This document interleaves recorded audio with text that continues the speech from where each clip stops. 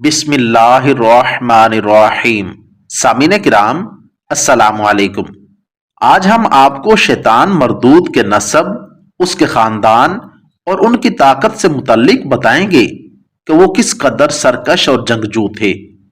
ایسی کون سی وجہ تھی جس کے لیے شیطان مردود کے خاندان نے فرشتوں کے ساتھ ایک خطرناک جنگ لڑی۔ شیطان مردود کے والد کا نام چلیپا تھا اور کنیت ابو الغوا تھی۔ اس کے باپ چلیپا کا چہرہ ببر شیر کی طرح تھا جو نہایت قداور اور بہادر تھا۔ اس کا لقب شاشین تھا۔ اس کی قوم اسے شاشین کے نام سے مخاطب کرتی تھی، جس کے معنی دل دہلا دینے کے ہیں۔ شاشین کا اپنی پوری قوم پر روب بیٹھا ہوا تھا، جس کی وجہ سے قوم کا بچہ بچہ شاشین کا احترام کرتا تھا، کیونکہ اس نے جنات کی بے تحاشا قومیں مختلف فتوحات سے اپنے زیر کر رکھی تھیں۔ ابلیس لعین کی والدہ کا نام تبلیس تھا اور اس کی والدہ کا چہرہ بھیڑیے کی مادہ کی مانند تھا اور اس کا لقب زبی تھا۔ وہ بھی اپنے شوہر کی طرح نہایت دلیر اور طاقتور تھی۔ اس نے بھی اپنے خاوند کے ہمراہ بے تحاشا جنگیں لڑیں اور فتوحات حاصل کی۔ اس حد تک بہادر تھی کہ ساری قوم جنات کے بچے بچے کی زبان پر تھا کہ تبلیس کے ہوتے ہوئے دنیا کی کوئی طاقت ہمیں زیر نہیں کر سکتی۔ جنات کی قوم کی سرکشی جب حد سے بڑھ گئی اور جھگڑے فساد سے زمین لرز اٹھی تو آسمانوں سے فرشتوں کو حکم آیا کہ جاؤ اور ان سرکش جنات کو مار پھینکو۔ بقول ابلیس کے کہ میری ماں تبلیس نے فرشتوں کے ساتھ جنگ کرتے ہوئے بہادری کے وہ جوہر دکھائے جنہیں دیکھنے والے اش اش کر اٹھے، لیکن مشکل یہ تھی کہ جن اور فرشتوں کا کوئی جوڑ نہیں تھا، اور خود ابلیس لعین کا بھی یہ خیال تھا کہ اماں جان کی بعید از قیاس بہادری کے مقابلہ میں فرشتوں نے آ کر سخت غلطی کی ہے، اب انہیں بڑی عبرتناک شکست ہوگی۔ لیکن اللہ جانے کیا ہوا کہ ہم کمزور پڑ گئے اور فرشتے ہم پر غالب آتے گئے۔ اس عجیب و غریب جنگ کا سما کچھ ایسا ناقابل فہم تھا کہ ساری قوم حیرت میں تھی۔ فرشتوں کا وار ہم پر خوب پڑ رہا تھا، لیکن ہمارا وار کچھ ایسا اونچا اور بزدلانہ پڑتا جا رہا تھا کہ ہمیں خود حیرت ہوتی تھی کہ قوم جنات کا جو بچہ بچہ میری ماں اور باپ کی بہادری کے گن گاتا تھا، آج انہی کو فرشتے دردناک طریقوں سے مار رہے تھے۔ اسی دوران میری والدہ اور میرے والد جنگ میں مارے گئے۔ میں اس وقت شادی شدہ تھا۔ میری ملکہ اور میرا بیٹا مزہ بھی مارے گئے۔ چونکہ ابلیس کے والد کا چہرہ شیر کی طرح اور والدہ کا چہرہ بھیڑیے کی طرح تھا، لہذا علم کیافہ کی روح سے ابلیس میں دونوں خصوصیات ہیں، یعنی وہ نہایت خوددار و سرکش اور مکار ہے، اور ساتھ ہی ساتھ نہایت خود غرض، فریبی اور دھوکہ باز بھی ہے۔ فرشتوں اور قوم ابلیس یعنی جنات کے درمیان جو جنگ ہوئی تھی، اس میں جو جنات قیدی بنائے گئے، ان قیدیوں میں شہزادہ ابلیس بھی موجود تھا۔ آشنا کیا فرشتے جب بارگاہ الہی میں حاضر ہوئے تو ان کو حکم ہوا عزازیل کی بہترین تربیت کرو۔ چنانچہ فرشتوں نے ابلیس کی بہترین انداز سے تربیت کی۔ اللہ تعالیٰ کے رتبے اور جاہ و جلال سمجھائے گئے، عبادت اور ریاضت کے طریقے اور آداب سمجھائے گئے، حتیٰ کہ پہلے آسمان والوں نے اس کو عابد، دوسرے آسمان والوں نے زاہد، تیسرے آسمان والوں نے عارف، چوتھے آسمان والوں نے ولی، پانچویں آسمان والوں نے تقی، چھٹے آسمان والوں نے خاشع اور ساتویں آسمان والوں نے عزازیل کے لقب سے ملقب کیا۔ تھوڑے ہی عرصے میں یہ اپنی فطری تیزی و تراری کے سبب سب کچھ سیکھ گیا، اور وہی فرشتے جو کبھی اس کے معلم و اتالیق تھے، بحکم خداوندی علوم عالیہ میں امداد لینے لگے۔ رفتہ رفتہ عزازیل اپنی قابلیت کے باعث فرشتوں کا استاد بن گیا۔ قدرت بھی کیسے کیسے عجوبے پیش کرتی ہے۔ ابلیس اپنی عبادت و زہد میں اتنا مقرب ہوا کہ مختلف آسمانوں میں اس کے مختلف رتبے بنے، عزازیل سے ابلیس اور پھر شیطان۔ اللہ تعالیٰ کا ہمیشہ سے ایک دستور ہے کہ وہ اپنی رائے کو سب سے الگ تھلگ رکھتے ہیں اور کسی کو بھی اس امر کی خبر نہیں ہوتی۔ اللہ تعالیٰ فرماتے ہیں، میں جسے چاہتا ہوں عزت دیتا ہوں اور جسے چاہتا ہوں ذلت دیتا ہوں۔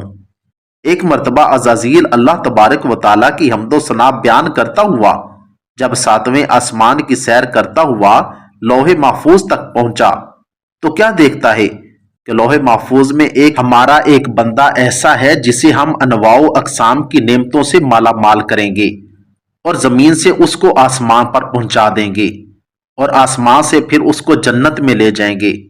उसके बाद हम एक खास काम पर उसको मामूर करेंगे, लेकिन वो इनकार करेगा और बगावत पर आमादा हो जाएगा। अज़ाज़ील इस इबारत को पढ़कर हैरत ज़दा हुआ और अपने दिल में ख्याल करने लगा कि ऐसा एहसान फरामोश भला कौन होगा। इबारत पर दोबारा गौर किया तो इबारत के करीब ही निहायत वाज़े लिखा हुआ नजर आया, औज़ु बिल्लाहि मिनश शैतानिर रजीम। ये पढ़कर उसी जगह तकरीबन 2000 साल तक रोता रहा और खुद पर ही लान तान करता रहा कि ऐसा बदबख्त कौन हो सकता है जो रब्बे करीम का नाफरमान बनेगा। घबराकर बारगाहे इलाही में हाजिरी दी और बोला, ए रब्बुल आलमीन, ये शैतानिर रजीम कौन है कि जिससे पनाह मांगनी चाहिए। अल्लाह तबारक व तआला ने फरमाया कि हमारा एक बंदा है जो अनवाओ अकसाम की नेमतों से सरफराज किया जाएगा, लेकिन हमारे एक हुक्म को ना मानने के बाइस मरदूद हो जाएगा। अज़ाज़ील ने अर्ज किया, या अल्लाह, मैं इस मलून को देखना चाहता हूं। अल्लाह तबारक व तआला ने फरमाया, सौफ तराहू, तो जल्द उसे देखेगा। अज़ाज़ील इसी सोचो विचार में हजारहा साल मुब्तला था कि उसे मालूम हुआ कि हजरत आदम अलैहिस्सलातु वस्सलाम का पुतला तैयार किया जा रहा है।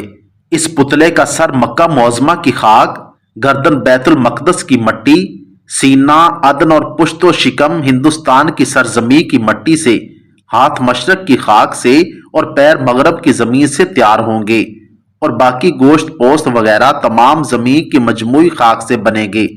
और इसके अलावा इसमें आग, पानी और हवा को भी शामिल किया जाएगा।